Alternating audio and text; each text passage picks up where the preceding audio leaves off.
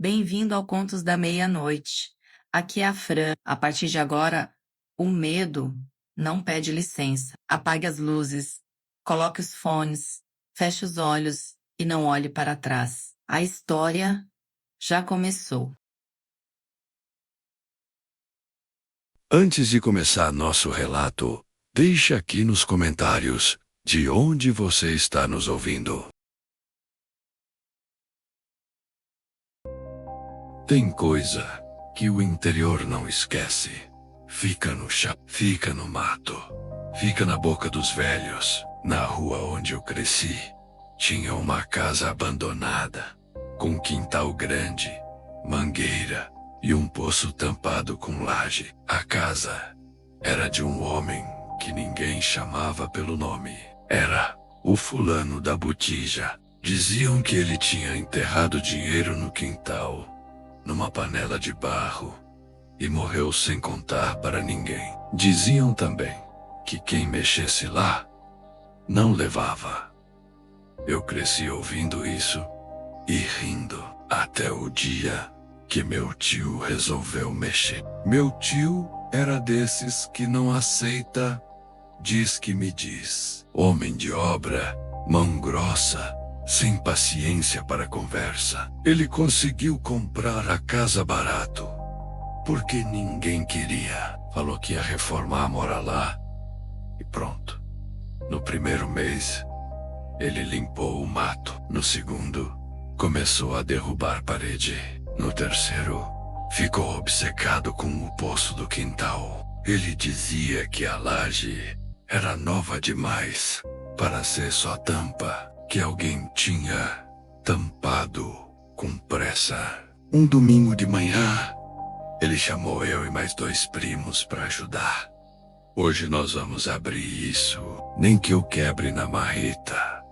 Chegamos cedo. O quintal estava úmido, terra escura, a mangueira fazia sombra pesada e o ar tinha cheiro de fruta madura e ferrugem. O poço ficava no canto, perto de uma parede de tijolo cru. A laje era grossa, com um anel de ferro no meio. Meu tio amarrou uma corrente no anel, prendeu no carro e falou: "Quando eu mandar, você acelera devagar." Eu entrei no carro, com o coração batendo, mais de expectativa do que medo.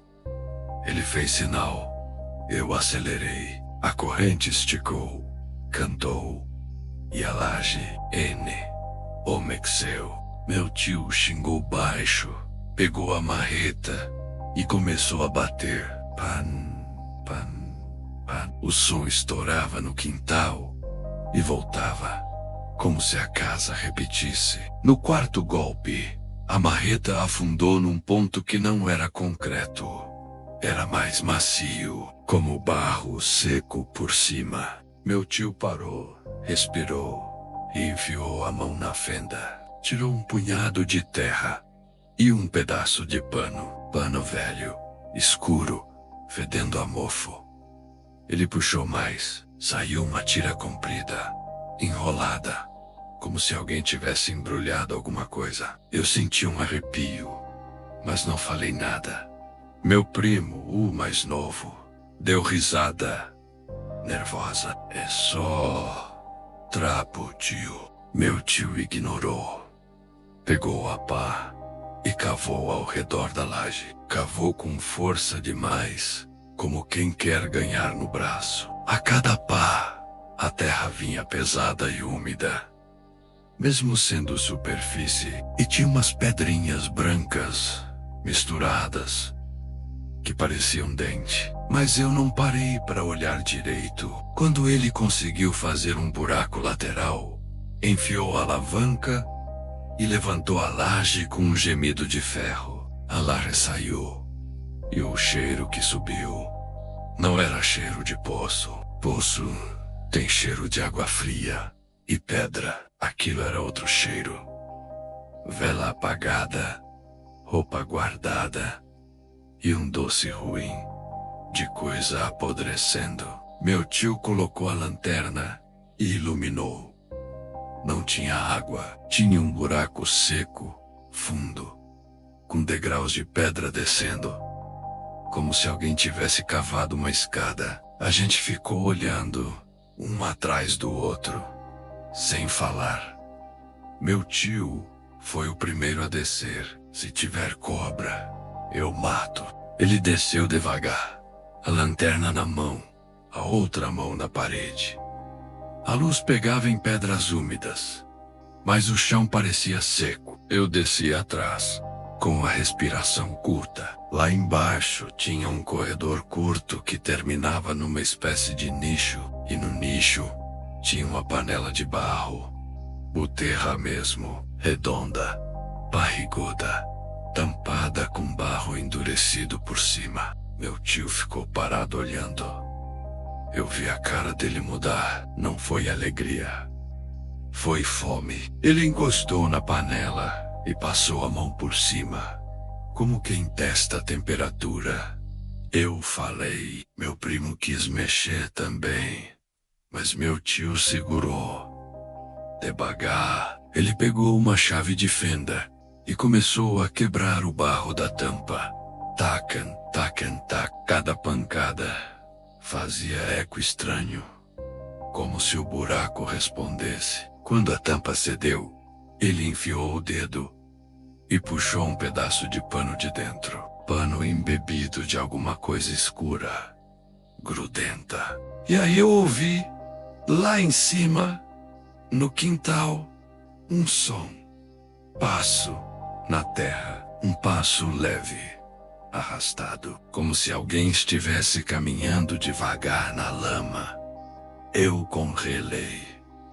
Olhei para o meu tio. Ele não ouviu ou não quis ouvir. Continuou abrindo a panela. Eu subi 2 degraus e gritei lá para cima: "Oh, tem alguém aí?" Nenhuma resposta. Só mais um passo e um arrasto curto, como saco de estopa sendo puxado. A lanterna na minha mão tremia. O corredor parecia mais escuro do que deveria, mesmo iluminado. Meu primo lá embaixo sussurrou: "Para com isso. Deve ser gato." Mas eu sabia que não era gato. Gato não faz aquele peso. Meu tio enfiou a mão dentro da botija e puxou. Saiu um embrulho, pano amarrado com barbante. Um nó duro, antigo. Ele começou a desatar com pressa. O barbante cortava o dedo. Eu ouvi outro som lá em cima. Agora foi ferro batendo, como se alguém tivesse encostado na corrente do carro. Clim, eu senti um frio subir pelo estômago. "Tio", eu falei, "vamos fechar isso." Ele olhou para mim com raiva, como se eu estivesse tentando roubar o que era dele. "Fecha." Nada. Ele desatou o embrulho e dentro tinha moedas antigas e umas peças amarelas. Ouro, não muito, mas o suficiente para mudar a cabeça de um homem. Meu tio sorriu, um sorriso feio, e foi nesse momento que a lanterna dele apagou. Não piscou. Apagou. A gente ficou no escuro do buraco por um segundo. Só com a minha lanterna. Meu tio prendeu a respiração. Bateu na lanterna. Xingou. A minha lanterna tremia e iluminava o rosto dele por baixo, deixando sombra nos olhos. Lá em cima, o passo parou. Sil. Nisso, aí veio uma coisa que eu nunca esqueço. Um som de água pingando, só que não vinha de baixo, vinha de cima. Como se o teto do corredor estivesse molhando. Eu levantei a lanterna e vi uma gota escura cair e estourar na pedra. Outra gota. E outra. Meu primo passou a mão no rosto e olhou a palma. Escura. Que isso? O cheiro ficou mais forte, o doce ruim, e o ar ficou pesado, como se faltasse oxigênio. Meu tio agarrou o embrulho de moedas e falou: Subimos agora. Ele subiu primeiro, rápido, sem cautela, como se quisesse sair com o ouro antes que alguém mudasse de ideia. Eu subi atrás, quase tropeçando. Quando eu cheguei perto da boca do poço, vi a luz do dia do quintal e vi sombra cruzando, uma sombra baixa, larga, passando devagar na frente da abertura. Eu parei no último degrau, com um coração batendo no ouvido. Meu tio meteu a cabeça para fora e travou. O corpo dele ficou rígido, como se alguém tivesse encostado uma mão gelada no pescoço. Ele puxou o corpo para trás, para dentro do buraco, ofegando. Tem alguém lá fora, ele sussurrou. Quem? Eu perguntei. Mas minha voz não saiu. Ele não respondeu. Ele só apertou o embrulho contra o peito, como criança segurando o brinquedo. Lá fora, o som voltou. Arrasto na terra e junto, um barulho de metal raspando, como foice no chão. Meu primo começou a chorar baixinho. Eu queria subir e correr, mas minhas pernas não obedeciam. Meu tio fez um gesto brusco. Apaga a lanterna. Apaga. O apaguei. Ficamos no escuro. 3 homens adultos e um buraco no quintal, ouvindo alguém ou alguma coisa andando devagar ao redor da abertura. O arrasto parou bem em cima. Silêncio. Aí, um sopro vindo do buraco para baixo, como se alguém respirasse dentro da nossa cara. Meu primo soltou um gemido e eu senti minha nuca endurecer. Meu tio apertou o embrulho e, num impulso, soltou o pano dentro da botija. As moedas bateram na pedra com um som seco. Na mesma hora, o sopro parou. O arrasto lá fora deu 2 passos para trás. Ouvi uma coisa como pano sendo arrastado para longe, pelo quintal. Eu acendi a lanterna de novo, subi correndo. O quintal estava vazio, mas a terra perto da boca do poço estava mexida, marcada. Tinha um rastro circular, como se algo tivesse dado volta e volta.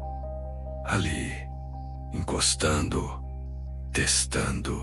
Meu tio saiu por último, com a cara pálida e o peito subindo e descendo rápido. Ele não tinha o embrulho. Ele não falou nada. A gente colocou a laje de volta com pressa, puxando, empurrando. E meu tio ainda jogou cimento por cima, como se quisesse colar o mundo. Naquela noite, ele não dormiu. Ficou sentado na varanda, com o olho perdido no quintal, ouvindo o silêncio. E no outro dia cedo, ele vendeu a casa. Barato, sem negociar. Quando perguntaram por quê, ele só disse: tem coisa que não é nossa. E quando a gente encosta, ela encosta de volta. Até hoje, ninguém mora naquela casa. O quintal está tomado de mato de novo. E de vez em quando, alguém passa na rua e sente cheiro de vela apagada, mesmo sem ter vela nenhuma acesa.